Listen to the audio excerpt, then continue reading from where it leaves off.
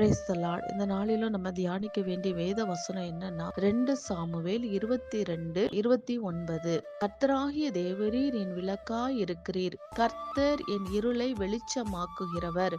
ஆமென். இந்த நாட்கள்ல வேதம் என்ன சொல்லுதுன்னு பாருங்க. தேவன் நமக்கு வெளிச்சமாய் இருக்காராங்க. அவர் தான் நமக்கு விளக்காய் இருக்கார். அவருடைய வெளிச்சத்துல நம்ம வாழணும் அப்படின்னு சொல்லி இருக்கிறதுங்க.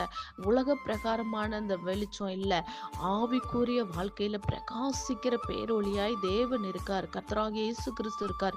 அவருடைய வெளிச்சத்துல நம்மளுடைய இருள் மறைந்து போகுமா. அவர் வெளிச்சமா இருக்கிறதுனால நம்ம இருள் மறைந்து போய் நாமளும் பிரகாசிப்போம் சொல்லப்பட்டிருக்கிறது. இதுக்கெல்லாம் தகுதியா இருக்கணும்னா நம்ம பரிசுத்தமா இருக்கணும். அவனுக்கு முன்பாக நம்மை தாழ்த்தும் பொழுது மட்டும்தாங்க இந்த வெளிச்சத்துல நம்ம சுதந்திரிப்போம். அவருடைய பிரகாசிக்கிற ஒளியில நம்ம நிலைத்திருப்போம். ஆசீர்வதிப்பார். இயேசு நாமத்தினாலே ஆமென்.